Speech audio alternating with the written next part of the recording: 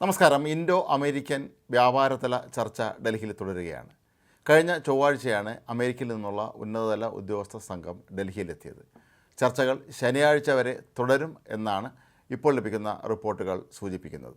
India American ഉൽപ്പന്നങ്ങൾക്ക് ഏർപ്പെടുത്തിയിരിക്കുന്ന എല്ലാ നികുതികളും കുറയ്ക്കണമെന്നും അതല്ലെങ്കിൽ ഇന്ത്യൻ ഉൽപ്പന്നങ്ങൾക്കുള്ള നികുതി ഇരട്ടിയായി വർദ്ധിപ്പിക്കും എന്നുമാണ് അമേരിക്ക നേരത്തെ തന്നെ താക്കീത് നൽകിയിരിക്കുന്നത്.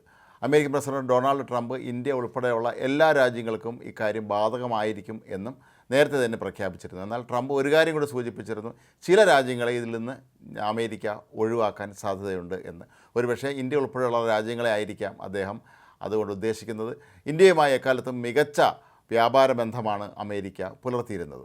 ഇന്ത്യ ഉൾപ്പെടെയുള്ള രാജ്യങ്ങൾ അമേരിക്കൻ ഉൽപ്പന്നങ്ങൾക്ക് ഏർപ്പെടുത്തിയിരുന്ന എല്ലാ നികുതിയും കുറച്ചില്ലെങ്കിൽ ആ രാജ്യങ്ങൾക്ക് ഇരട്ടി നികുതി ഏർപ്പെടുത്താൻ അടുത്ത മാസം 2-ാം തീയതി വരെയാണ് പ്രസിഡന്റ് ഡൊണാൾഡ് ട്രംപ് സമയം അനുവദിച്ചിരിക്കുന്നത്.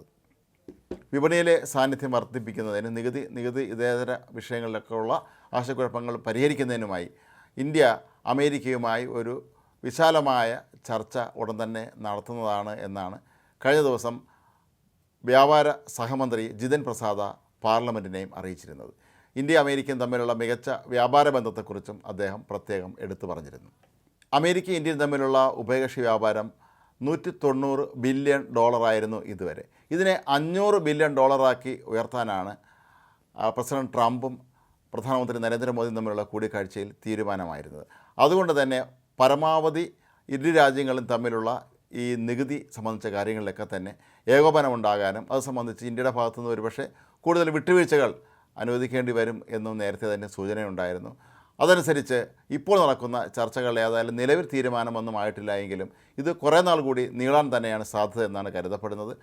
നേരത്തെ പ്രധാനമന്ത്രി നരേന്ദ്രമോദി ഫെബ്രുവരി മാസത്തിൽ അമേരിക്ക സന്ദർശിച്ച് അവിടെ പ്രസിഡന്റ് ഉൾപ്പെടെയുള്ളവരുമായി കൂടിക്കാഴ്ച നടത്തിയിരുന്നു. ഇതിന് തൊട്ട് പിന്നാലെ തന്നെ ഇന്ത്യൻ വാണിജ്യകാര്യ മന്ത്രി പീയൂഷ് ഗോയൽ അമേരിക്കയിലെത്തി അവിടെയുള്ള ഉന്നതതല ഉദ്യോഗസ്ഥന്മാരുമായി കൂടിക്കാഴ്ചയും നടത്തിയിരുന്നു. അപ്പോൾ ഇതിൻ്റെയൊക്കെ ഫലമായി ഇരു രാജ്യങ്ങളും തമ്മിൽ നികുതി വിഷയങ്ങളിൽ നിലനിൽക്കുന്ന ആശയക്കുഴപ്പങ്ങൾ പൂർണ്ണമായും പരിഹരിക്കാൻ തന്നെയാണ് ഇപ്പോൾ ഇരു രാജ്യങ്ങളും ശ്രദ്ധ കേന്ദ്രീകരിച്ചിരിക്കുന്നത്.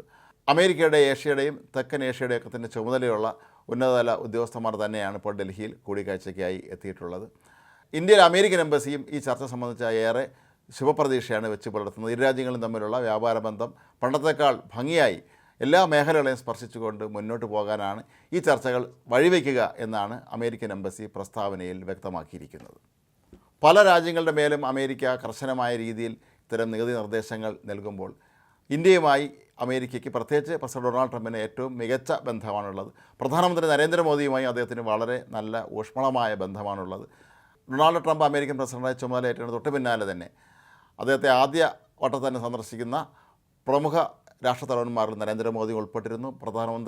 ഇസ്രായേൽ പ്രധാനമന്ത്രി ബെഞ്ചമിൻ നെതന്യാഹു ഉൾപ്പെടെയുള്ളവർ സന്ദർശനത്തിന് തൊട്ട് പിന്നാലെയാണ് നരേന്ദ്രമോദി അമേരിക്കയിലെത്തി ഡൊണാൾഡ് ട്രംപുമായി കൂടിക്കാഴ്ച നടത്തുന്നത്. എന്നാൽ ഈ കൂടിക്കാഴ്ചയിൽ വ്യാപാര സംബന്ധമായ പ്രഖ്യാപനങ്ങളൊന്നും തന്നെ ഉണ്ടായിരുന്നില്ല. എങ്കിലും ഇപ്പോൾ ഡൽഹിയിലെത്തിയിരിക്കുന്ന ഉന്നതതല സംഘം ഇക്കാര്യത്തിൽ അടിയന്തരമായി തന്നെ തീരുമാനമെടുക്കാനാണ് സാധ്യത.